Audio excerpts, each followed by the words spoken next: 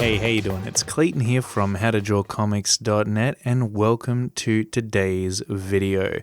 In this tutorial, we are going to be coloring up Swift Shock, another character from Rob Arnold's Replicator comic book series. And if you haven't seen the previous tutorial that I created for this character, I'll post that in the description below this video so you can check it out. And in that video, we go through the process of actually drawing him up and designing him. So now it's time to give him a splash of color and to figure out what kind of scheme we like to go with here. And for the most part, the color composition really takes place in this initial stage where we're laying down the base colors and filling in each of the various sections throughout the character design. And what I want to try to make sure, as much as possible at least, is that all of those colors go together well. Now, this character in particular does have a specific personality, and you might be able to tell just through the way in which he is presented, through his body language, the kind of clothing that he is wearing, the expression on his face. This character is a somewhat cocky, overconfident kind of guy. And so the initial colors that I'm laying down here for him aren't necessarily really suggesting that or helping that personality trait to come through. So later on, I am actually going to go back and change the green colored jacket and the brown shoes to red, which will do a better job at conveying his actual personality. And this is something that I want to talk about here, not necessarily in regards to color theory, because that goes without saying. I'm always referring back to the color wheel inside my mind as I lay the colors down onto the canvas to make sure that they all sit together nicely. But what I would like to focus on here more so is color psychology and how different colors make us feel certain ways. And the red jacket that I'll later replace the green with will do a much better job at increasing the level of energy and the amount of, it will suggest that cockiness, that overconfidence that I want the character to convey. And right now, the green and the brown, well, these are very earthy colors. They're not energetic, they're not passionate, they're not fiery, they're not angry like the red will be. And so the colors don't really suit the character and who they are. It's probably not the kind of colored jacket that this particular character would choose to wear, because oftentimes we decide on the kind of clothes we'd like to have based on our personality, because we would like to express who we are through the clothes in which we wear. If you think about when you were going through the various phases of music as a kid, right? For example, I was a huge fan of rap. So when I was growing up as a kid, I wanted to, in my teens, wear a lot of hoodies and loose tracksuit pants and, dress like a bit of a gangster. And later on, when I got into metal music in my late teens and my 20s, I dressed a bit more like a rock star. I got a leather jacket, I wore just black, I grew my hair out. So the way in which we present our outward appearance often suggests the kind of person we are, the personality that we have, and how we would like to have others around us interpret who we are. And we can intentionally control that, again, through the kind of clothing we wear and the colors of that clothing. Colors really do signify who we are or who we would like to be seen as, and also help others to understand that interpretation, to understand who it is we would like to represent as ourselves. So when you're doing up your characters, really that's your job when it comes to coloring them, when it comes to designing them, is to be conveying the way in which you would like other people, the audience, to interpret them. So their personality and who they would like to express themselves as being, that all comes down to you. So you have to, one, understand the character on a deep and fundamental level, not just in terms of the way in which they look physically, but also who they are on the inside, the various personality traits that they might have, really having a good background knowledge of their biography. Now, going back to the actual technical execution of what it is I'm doing here, now that the base colors have been incorporated throughout the design, I've gone ahead and I've started to lay in the base shadows and the base highlights. So the base shadows are really just darker versions of the base tones that are placed in, and the highlights, the base highlights, are just lighter versions of them.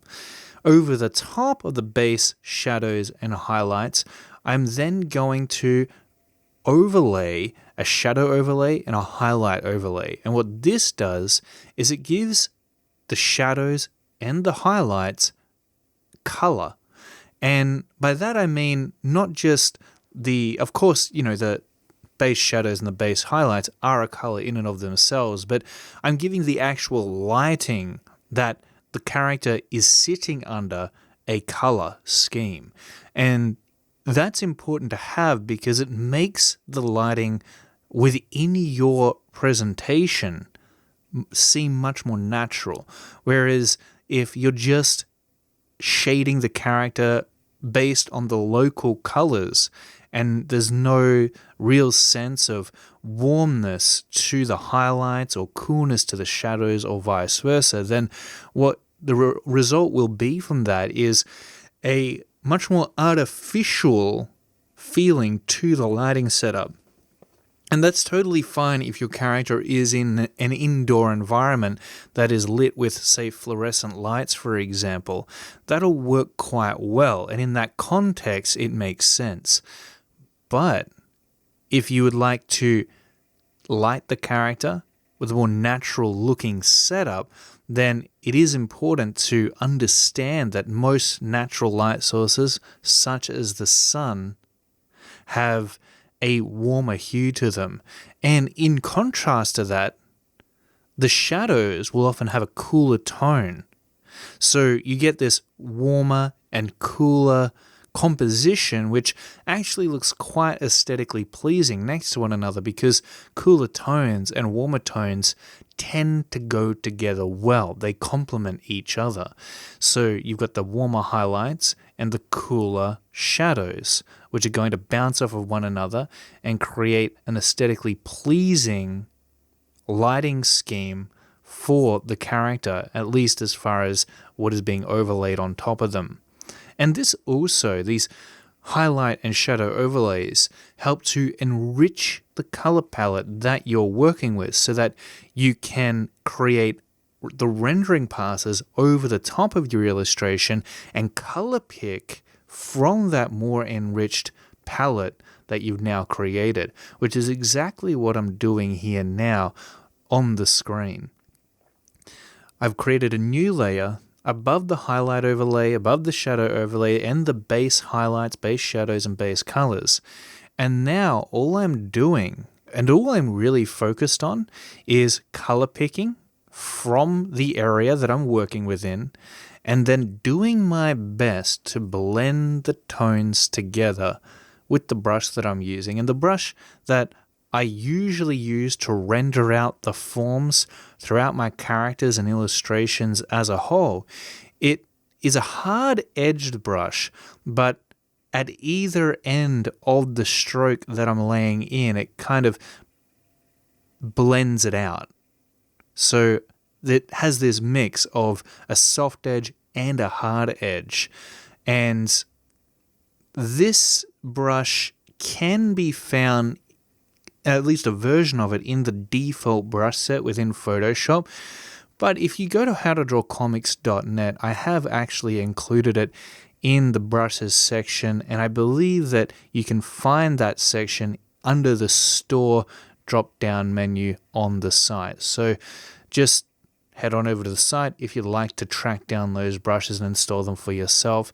They're completely free and provided on there at your convenience. So by all means, use them, and hopefully you'll be able to implement some of what you're learning here and achieve similar results.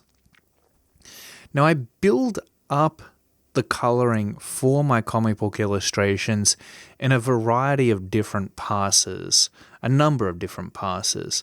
I start out with the render pass 1, which I use to just really blend the dark tones and the light tones together, creating smooth transitions between them across the forms throughout the character.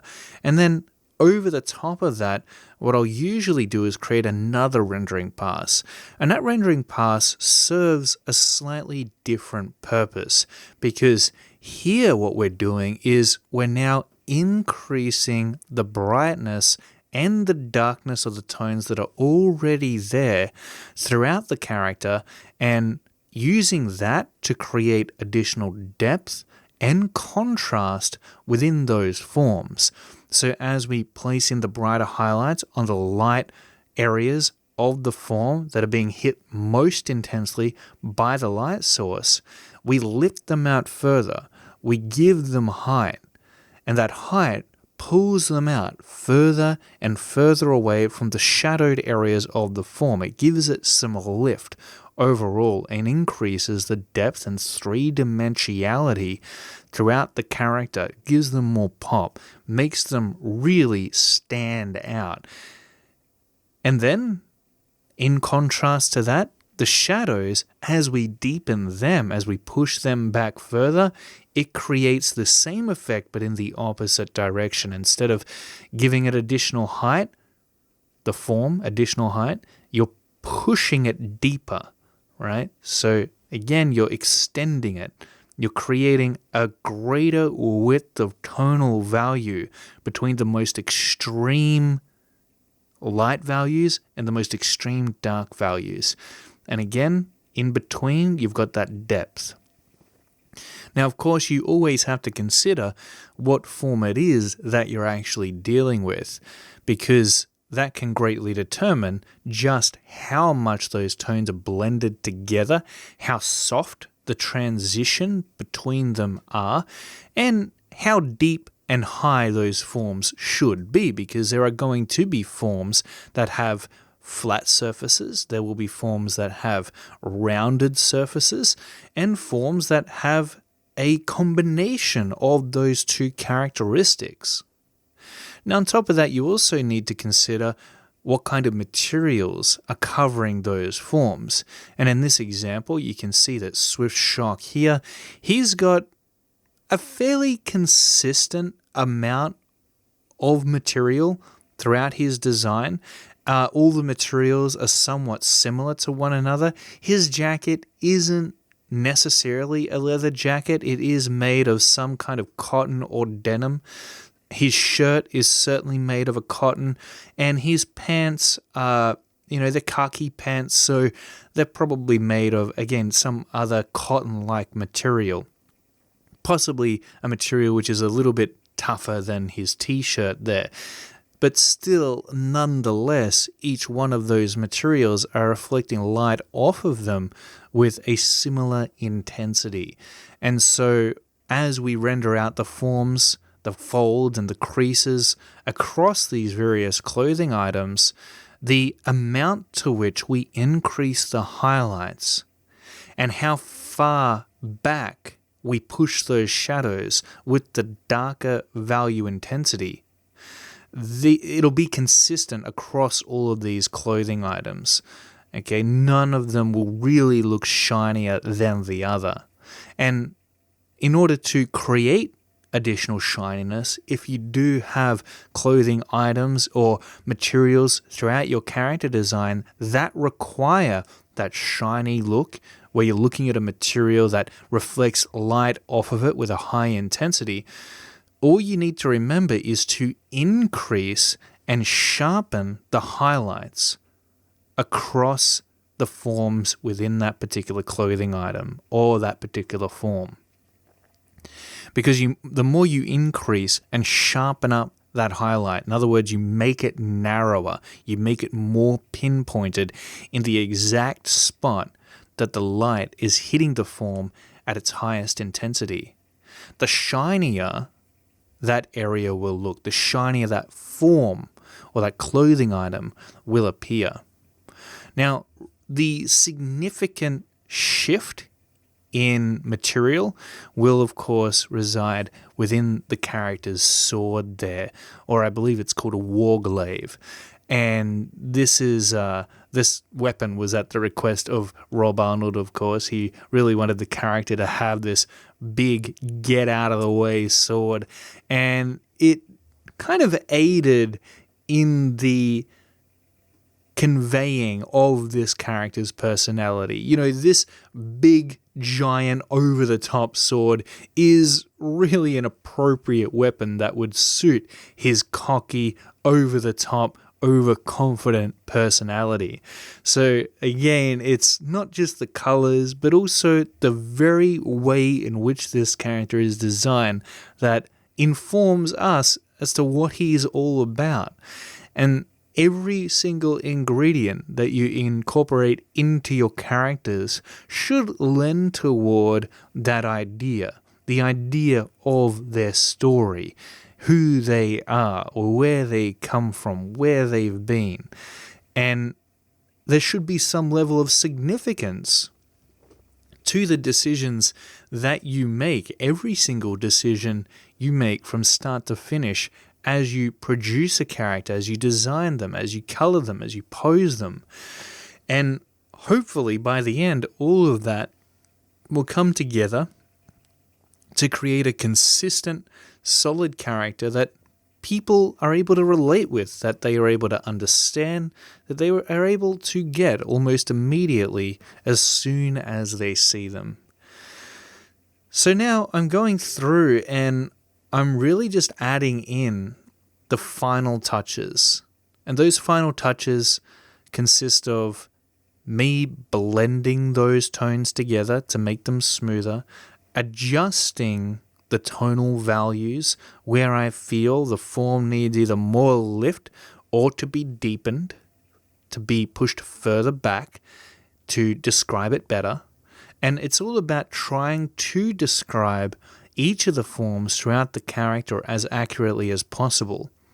And I'm really using my eyes to do this. I'm looking at, for example, his face here, and I'm asking myself, are his cheekbones receding further back enough? Are they popping forward enough? And in comparison to the rest of his face, are they shaded in a consistent, accurate manner that makes them actually fit in with the rest of the head? And I consider every single aspect of the character in the same way. I consider how each part of his body is rendered out and how those individual parts fit in with the whole, whether or not they're shaded in association in an appropriate way that makes them look like they're a part of one another, because really every single aspect of your character is joined together. And if you shade a particular portion of the character and you make all the forms in that area much, much brighter than the forms in the rest of the character, then it won't seem to click together in a wholesome way. It simply will just look like that area that has the increased level of brightness and contrast just doesn't seem to make sense. And so you have to be aware not only of the specific area that you're working on, but also of how that area and the rest of the character that you're working with fit together. Because every single portion contributes in some way to the whole, and so it must be developed and produced, worked on as such. It must be considered, with that consideration, it needs to be rendered and lit so that it all fits together well.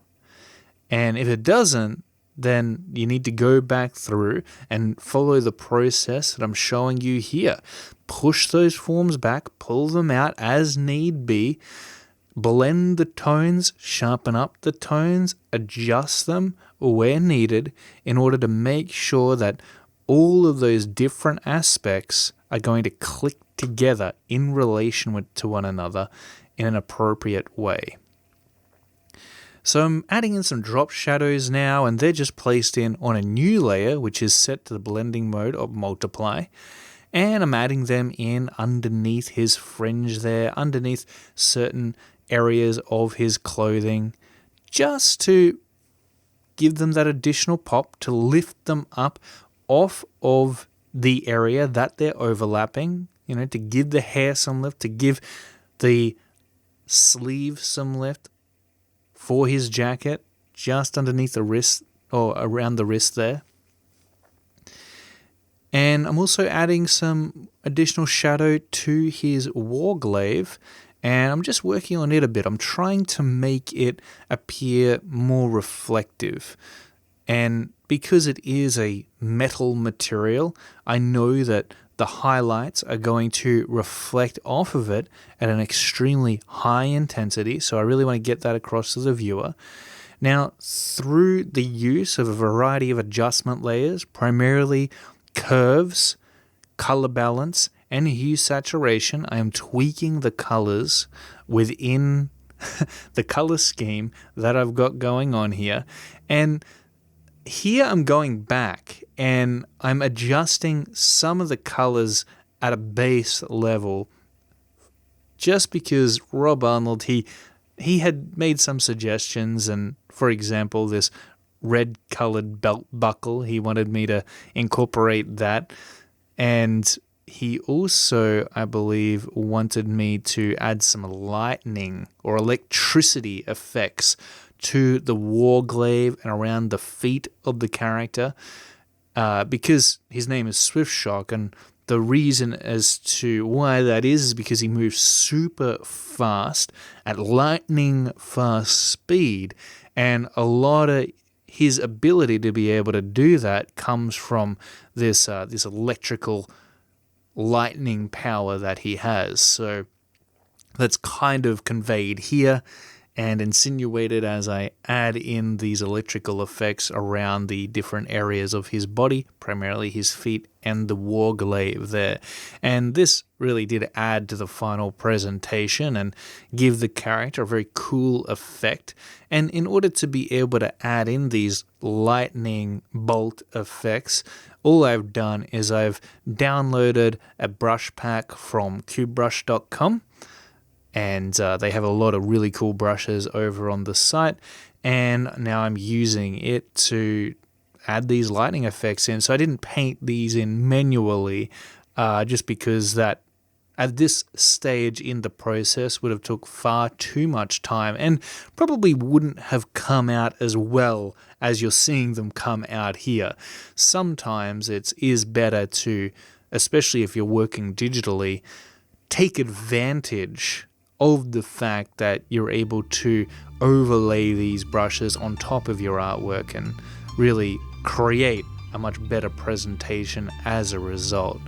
Because that's what it's all about, getting your idea across with as much clarity as possible. I hope that you enjoyed this demonstration. Thanks so much for watching. If you'd like more comic art tips, tricks, and tutorials, be sure to check out www.howtodrawcomics.net. Over on the site, you'll find a bunch of written tutorials, videos, a podcast, and when you're ready to delve deeper into the art of comic book illustration, we've also got a variety of courses by myself, Robert Marzullo, and Ed Foychuk that I'd highly recommend you check out. Until next time, keep on creating, keep on practicing, and I'll see you in the next video.